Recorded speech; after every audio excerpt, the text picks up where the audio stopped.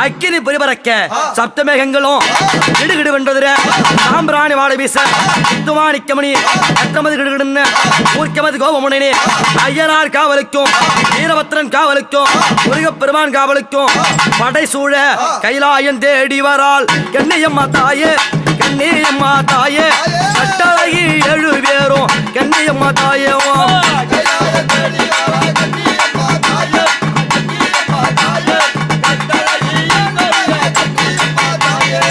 கைலாயம் சார்ந்தார். அங்கே சிவபெருமானுக்கு அந்த பாரிஜாத மலரை மேனியிலே தேய்த்தார்.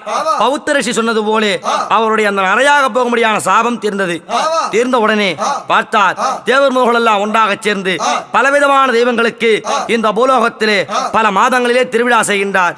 ஆனால் இந்த ஜலத்திலே பிறந்த கன்னிமாருடைய பெருமை தெரிய வேண்டும் அப்படி என்று சொன்னார். அதற்கு சிவபெருமான் தெரிவித்தார்,